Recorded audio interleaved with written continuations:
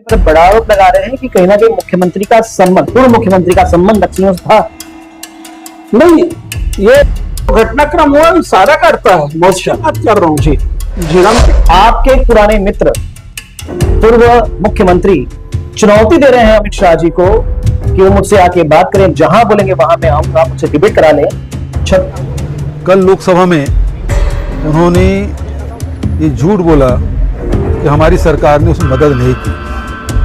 मैं चुनौती देता हूं अमित शाह जी को कि जिस मंच में, जिस जगह में स्थान और समय वो तय कर ले, मैं बहस के लिए तैयार हूं। तो संबंध होगा अच्छा खासा, इसलिए वो ज्यादा जान रहे होंगे कि मुक्त हुआ है कि नहीं हुआ है। मुझे बताइए, दुर्ग से लोकसभा चुनाव क्यों नहीं लड़े? प्रदेश के मुख्यमंत्री थे आप, रायपुर से क्यों नहीं लड़े? आप क्यों गए थे राजनांदगांव? राजनांदगांव के क्षेत्र में मोहला है, मानपुर है, खैरागढ़ के जंगल है, कवर्धा के जंगल है, छुईकादान के जंगल है, सालेवाड़ा के जंगल है। तो कहीं कुछ इंडिकेशन तो नहीं है इसमें? और उस तरफ आप वोट भी अच्छे मिले थे कि 4 साल यहाँ पर कांग्रेस के मुख्यमंत्री थे, इसी कारण यहाँ पे नक्सलवाद समाप्त नहीं हो पाया। इसी बीच में झारखंड, महाराष्ट्र, मध्य प्रदेश, बिहार, यहाँ सब समाप्त हो गया, पर यहाँ समाप्त नहीं हुआ। उन्होंने साफ साफ कहा कि कांग्रेस साथ दे रही है। में कांग्रेस साथ देती है नक्सलों का, नक्सलवादियों का।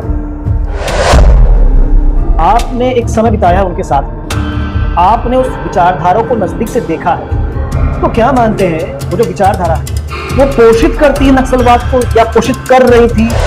समर्थन की बात कर रहे हैं, इन्होंने कभी नक्सलियों को चुनौती दी है? रहे तो उनके गढ़ में है, वहीं से विधायक रहे, वहीं से मंत्री बने, कभी चुनौती दी है? तो ये सारी चीजें इंडिकेशन करती है। माननीय पूर्व मुख्यमंत्री के सलाहकार जो थे उस समय के, जो उनके लोग सलाह देते थे, उनमें भी कुछ लोग वामपंथी विचारधारा के पोषित करते नहीं। पूर्व में भी जो केंद्र में सरकार थी कांग्रेस की, उस समय से लगातार संरक्षण प्राप्त हो रहा है। तब ये धीरे धीरे एक जिले से 50-100 जिले में देश में बढ़ते गए। आप देख रहे हैं 10 खबर। बड़ी बात, छत्तीसगढ़ के लिए ऐतिहासिक दिन, और इसे आप स्वर्णिम दिन भी कह सकते हैं। 31 मार्च ये घोषणा की गई थी नक्सल मुक्त छत्तीसगढ़ हो जाएगा, और ऐसी घोषणा भी 31 तारीख को सदन में अमित शाह जी ने की। और उसके बाद में राजनीति गर्म है। पर इस पूरे प्रकरण को लेकर क्या वाकई में छत्तीसगढ़ में नक्सल खत्म हो गया है? क्या वैसी घटनाएं नहीं होगी?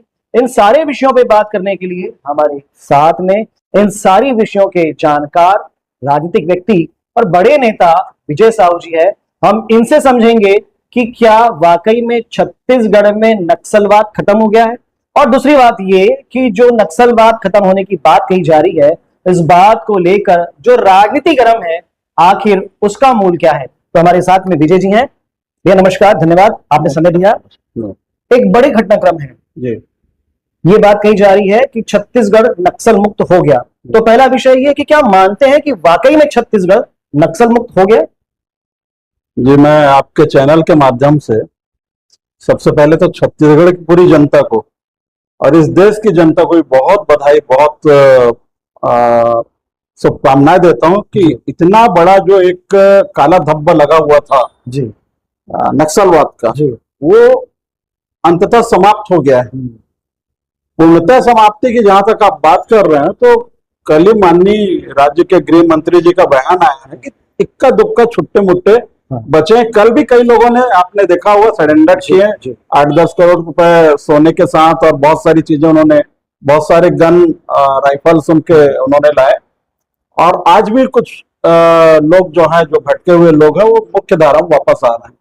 तो एक ऐसा आंदोलन जिसने यहाँ के आदिवासियों को और यहाँ के अन्य लोगों को, छत्तीसगढ़ के और देश के भी, एक गुमराह का रास्ता प्रदान किया था, और उसमें लोग दिन ब दिन घुसते जा रहे थे। और एक समय था जब हम सोचते थे कि इसका कोई निराकरण भी नहीं दिखता था। तो एक भयंकर बड़ी दृढ़ संकल्प शक्ति के साथ, जिस ताकत के साथ इस देश के गृह मंत्री ने, अमित शाह जी ने कहा कि 31 मार्च 2026 को नक्सलवाद समाप्त होगा, और अपने कहे हुए वचनों को उन्होंने निभाया पूरी ताकत के साथ। तो ये आज का दिन छत्तीसगढ़ की जनता और पूरी देश की जनता माननीय अमित शाह जी को और इस देश के यशस्वी प्रधानमंत्री नरेंद्र मोदी जी के प्रति बहुत साधुवाद और बहुत आभार व्यक्त करती है कि उनके दूरदृष्टिता से और उनके संकल्प से और उनके बहुत बड़े प्रयास के कारण ये जो गंभीर बीमारी थी छत्तीसगढ़ को और देश के अन्य राज्यों को, और हमारे जो पुलिस के जवान थे, हमारे जो अर्धसैनिक बलों के जवान थे, हमारी जो इंटेलिजेंस के जवान थे, इन लोगों के कारण और इस क्षेत्र की जनता जो उसमें जुड़ी हुई थी अनजाने जाने में, उनके सबके प्रयास से आज हम लोग नक्सल मुक्त हुए हैं। और मैं पुनः पूरे देश को, पूरे छत्तीसगढ़ को और खास करके छत्तीसगढ़ में छत्तीसगढ़ के मुख्यमंत्री विष्णुदेव साय जी को, और जो बहुत अंदर तक इस मामले में घुसे इस प्रदेश के गृह मंत्री विजय शर्मा जी, जो हिडमा के गांव भी गए और तमाम जो एकदम दूर नक्सली बेल्ट में जा जाके कैंप किए हैं, उस युवा को बहुत बधाई देता हूं कि उन्होंने इस उम्र में इतनी ताकत के साथ, इतनी मुस्तैदी के साथ इस छत्तीसगढ़ को आगे ले जाने के लिए, नक्सल मुक्ति के लिए अपना भरपूर योगदान दिया। विजय भैया, आप शुभकामनाएं दे रहे हैं, चलिए माना जाए कि पूर्णतः समाप्त नहीं हुआ, पर जितना भी हुआ ये वाकई में बहुत बड़ी बात है, शुभकामना वाली बात भी है, और कहीं ना कहीं सुरक्षा बलों की और इसके अलावा उस नेतृत्व की सराहना करनी होगी। पर दुख की बात है, या दुख की बात कहें, या आप क्या कहेंगे, आपके पुराने मित्र पूर्व मुख्यमंत्री चुनौती दे रहे हैं अमित शाह जी को। मेरे ख्याल से उनका संबंध होगा अच्छा खासा, इसलिए वो ज्यादा जान रहे होंगे कि मुक्त हुआ है कि नहीं हुआ है। हालांकि मैंने अभी थोड़ी देर पहले आपको प्रदेश के गृह मंत्री जी का बयान बताया जी, और देखिए कई चीज संदेह पैदा करती है। जैसे झीरम वाली कांड हुई थी जिसमें कांग्रेस के बड़े बड़े नेता शहीद हुए थे, महेंद्र कर्मा जी, नंद कुमार पटेल जी, और उसमें एक व्यक्ति वहां से मोटरसाइकिल लेके निकल जाता है, ठीक है। अब एक केंद्र की एजेंसी एनआईए भी जांच कर रही, प्रदेश की एजेंसी भी जांच कर रही, जांच का विषय था। मैं नहीं कह रहा हूं को गुनाहगार है कि नहीं है, पर जब तक जांच पूरी नहीं हुई तो कम से कम उनको मंत्री नहीं बनाया जाना चाहिए था, उनको टिकट नहीं दिया जाना चाहिए था, जब तक वो पाक साफ होके बाहर नहीं निकल आते। तो ये किस तरफ इंगित करता है? पिछले लोकसभा चुनाव में आप देखे होंगे, जो आप चुनौती दे रहे हैं माननीय अमित शाह जी को, प्रदेश के मुख्यमंत्री थे, ये दुर्ग जिले की राजनीति से उभर के बाहर आए हैं, पाटन के विधायक हैं। आप मुझे बताइए, दुर्ग से लोकसभा चुनाव क्यों नहीं लड़े? प्रदेश के मुख्यमंत्री थे, आप रायपुर से क्यों लड़े? आप क्यों गए थे राजनांदगांव? राजनांदगांव के क्षेत्र में मोहला है, मानपुर है, खैरागढ़ के जंगल है, कवर्धा के जंगल है, छुई खदान के जंगल है, सालेवाड़ा के जंगल है, तो कहीं कुछ इंडिकेशन तो नहीं है इसमें। और उस तरफ आपको वोट भी अच्छे मिले थे, आपको तो शहर की जनता ने ज्यादातर हराया है। तो ये चुनौती दे रहे हैं, मतलब इनको मालूम होगा और कहाँ, तो आप भी कोऑपरेट करिए सरकार के साथ और बताइए और कहाँ बचे हैं। तो हमारे गृह मंत्री विजय शर्मा जी वहां पे फोर्स को भेजेंगे और उनको पहले तो आह्वान करेंगे कि भाई आ जाइए मुख्य धारा में, जब नहीं आएंगे तो जो संवैधानिक प्रक्रिया उसको पूरा करेंगे। आप एक बड़ा आरोप लगा रहे हैं, इशारे में बात कर रहे हैं, पर बड़ा आरोप लगा रहे हैं कि कहीं ना कहीं मुख्यमंत्री का संबंध, पूर्व मुख्यमंत्री का संबंध नक्सलियों से था।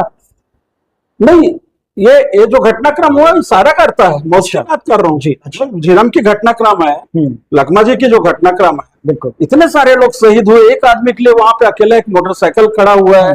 अगर चलिए वो संदिग्ध नहीं भी है तो आपको कम से कम केस का रिपोर्ट आने का, जब तक उसकी सफाई ना आ जाती तब तक का इंतजार करना चाहिए था। आपने उसको और इतने बड़े मंत्रालय में स्थापित किया और फिर जहां पे बहुत बड़े बड़े घोटाले शराब के, इतनी सारी बातें आप कह रहे हैं। एक बात मैं इसमें और जोड़ देता हूं, गृह मंत्री जी ने लोकसभा के पटल पे ये बात कही कि 5 साल यहां पर कांग्रेस के मुख्यमंत्री थे, इसी कारण यहां पे नक्सलवाद समाप्त नहीं हो पाया। इसी बीच में झारखंड, महाराष्ट्र, मध्य प्रदेश, बिहार, यहां सब समाप्त हो गया, पर यहां समाप्त नहीं हुआ। उन्होंने साफ साफ कहा कि कांग्रेस साथ दे रही है।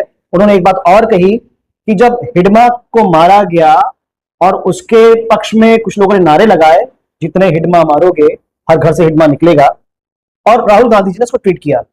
तो ये दो बातें, तो क्या वाकई में कांग्रेस साथ देती है नक्सलों का, नक्सलवादियों का? देखिए, आप अगर देखेंगे माननीय नरेंद्र मोदी जी के प्रधानमंत्री के बनने के पहले कौन था इस देश का प्रधानमंत्री? कितने साल उन्होंने राज किया? नक्सलवाद कब से है? जब दृढ़ इच्छा शक्ति नरेंद्र मोदी जी में, अमित शाह में हो सकती है, तो उनमें क्यों नहीं थी मनमोहन सिंह, सोनिया गांधी जी में? जी वो क्यों नहीं समाप्त किए? कहीं ना कहीं उन्होंने पोषित किया सारी चीजों को, तब ये धीरे धीरे छोटा सा घाव पूरे शरीर में फैल गया जी और संक्रमण पूरे शरीर में फैलने के कारण बहुत खतरनाक हो गया।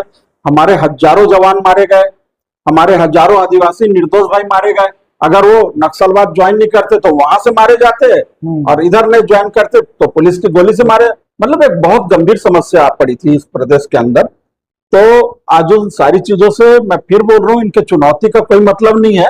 ये तो चुनौती से खुद भागने वाले आदमी, मैंने अभी कहा, दुर्ग को छोड़ के, रायपुर को छोड़ के बढ़े थे राजनांदगांव, और वहां भी संतोष पांडे जी ने करारी शिकस्त दी है। तो ये खुद भागने वाले व्यक्ति हैं। इनकी बातों पे एक क्या अमित शाह जी को चुनौती प्रदान करेंगे? बिल्कुल। विजय भैया, आपने एक समय बिताया उनके साथ में, आपने उस विचारधारा को नजदीक से देखा है, तो क्या मानते हैं वो जो विचारधारा है, विचारधाराओं का ही भेद मान सकते हैं, तो क्या मानते हैं वो जो विचारधारा है वो पोषित करती है नक्सलवाद को, या पोषित कर रही थी?